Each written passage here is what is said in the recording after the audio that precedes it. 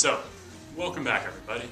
Today we're going to talk about the results and the consequences of World War II for the US at home and abroad. So we know that the Great Depression had not only ruined the American economy, but also those of Europe. The Europeans turned to new leaders to solve their problems.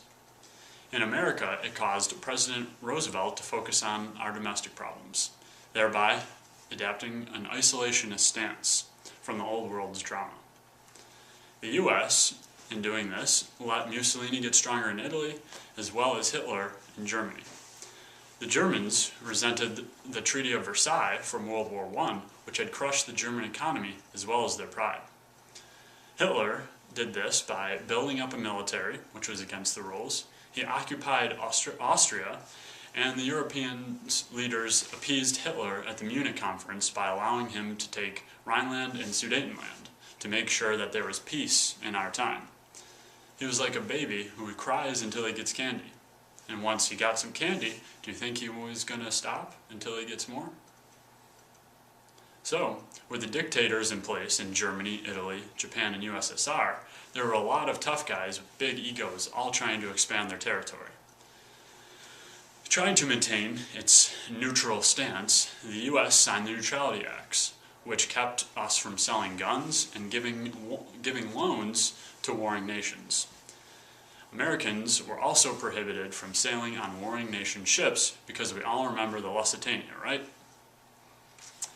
When appeasement ultimately failed, as Hitler blitzkrieged his way through Poland in September 1939, FDR instituted the cash and carry policy in which warring nations could sail into US ports and buy war supplies.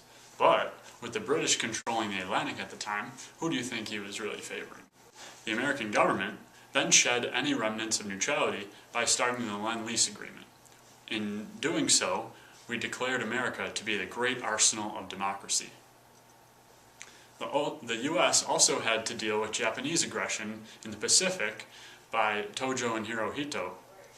FDR did this by ending our trade agreement with Japan, thereby depriving them of fuel and metal, which was necessary for further expansion. Japan then signed with Germany and Italy in the Tripartite Agreement. Then, on the morning of December 7, 1941, Japan launched a surprise attack on Pearl Harbor, which killed 2,400 sailors and crippled our fleet. The following day, FDR urged Congress to declare war on Japan after the day that will live in infamy. Yesterday, December 7th, 1941, a date which will live in infamy. The United States of America was suddenly and deliberately attacked by naval and air forces of the Empire of Japan. The United States was at peace with that nation, and at the solicitation of Japan, was still in conversation with its government and its emperor, looking toward the maintenance of peace in the Pacific. So the War Powers Act was also set up to give the president increased authority during war times. The Office of Strategic Services was set up as well, which was a precursor to the CIA, which was used for spying and intelligence. The War Productions Board was made up to allocate materials for military use and limit production on civilian goods. There was also the Office of Price Administration, which instituted rationing and set prices. Henry Kaiser, also known as Sir Launcelot, used his miracle of production to increase shipbuilding from one about every 6 months to one ship every day by the end of the war. The federal budget increased from about $9 billion a year to over $98 billion by the end of the war. Do you think this got us out of the Great Depression? Well, if that didn't, the 17 million new jobs that were created, including Rosie the Riveter, also helped as well. Congress signed the Smith-Connolly War Disputes Act, which restricted the rights to strike during war times in essential industries such as steel and mining.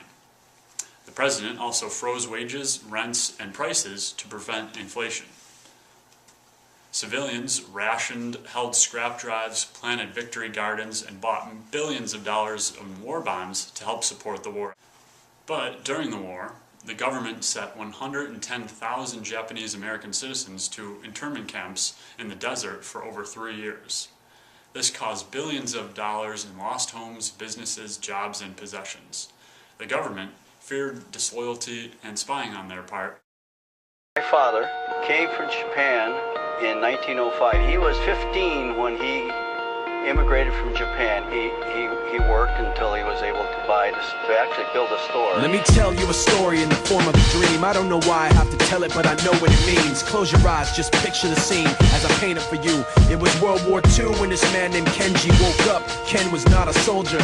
He was just a man with a family who owned a store in LA. That day, he crawled out of bed like he always did, bacon and eggs with wife and kids. He lived on the second floor of a little store he ran. He moved to LA from Japan, they called him immigrant. In Japanese, he'd say he was called Issei. That meant first generation in the United States, when everybody was afraid of the Germans, afraid of the Japs, but most of all afraid of a homeland attack. And that morning, when Ken went out on the doormat, his world went black, cause right there, front page news, 3 weeks before 1942, Pearl Harbor's been bombed and the Japs are coming. Pictures of soldiers dying and running. Ken knew what it would lead to, just like he guessed. The president said the evil Japanese in our home country would be locked away.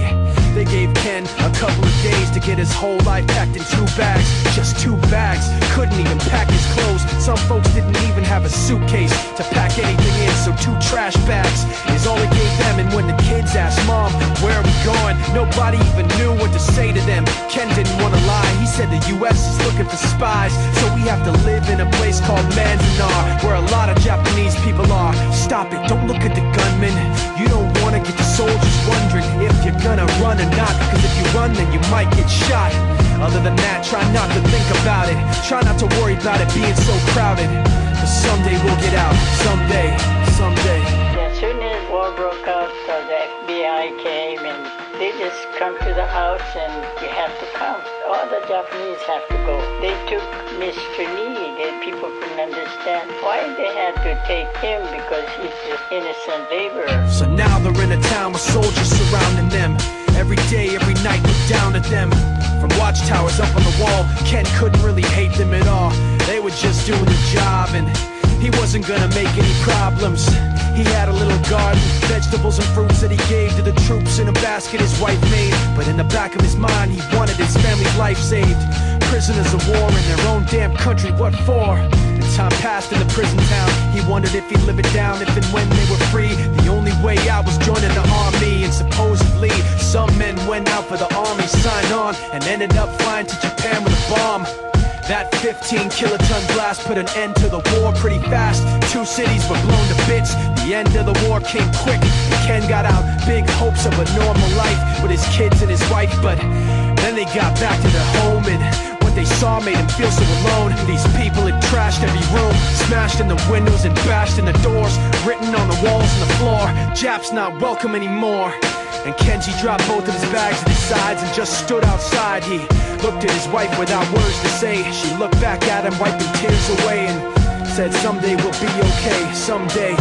Now the names have been changed, but the story's true. My family was locked up back in 42. My family was there where it was dark and damp, and they called it an internment camp. When we first got back from camp, it was pretty bad. I remember my husband said, oh, we're going to stay till last. Then my husband died before they... Once the Allies commenced the bombing of Germany and had a toehold in Europe after D-Day, the tide of the war was definitely being pushed towards the Allies. The Big Three leaders met at the Yalta Conference, a resort town in Russia.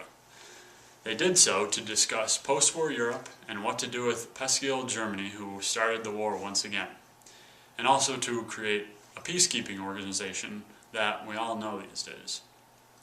Shortly after this, FDR died and Truman took over. Over in the Pacific, the Marines were island hopping their way to within range of Japan under General MacArthur. So, once the Allied forces made their way to Germany, in May 1945, Victory over Europe Day was declared, that is, VE Day. But the fight for Japan continued. With the Allies able to commit all their troops to the Pacific Theater, commanders set a plan for a land invasion for November. But the military leaders feared this, because they were slated to have over 200,000 US deaths and over 1 million Japanese deaths. So, when realizing the amount of time, effort, and death that would result in a land invasion, the US considered using the atomic bomb. It was being developed since 1942 in the Manhattan Project by Einstein and Oppenheimer. This top-secret bomb was complete.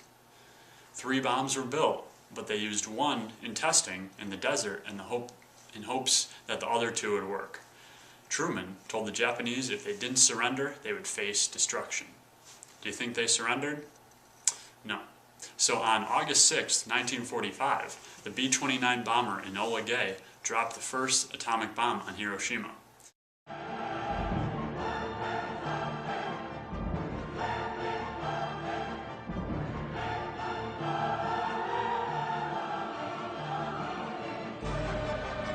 In an instant, 70,000 people died within a 5-square-mile wasteland. But the emperor refused to surrender. On August 9th, the US dropped the second atomic bomb on Nagasaki. Another 40,000 died.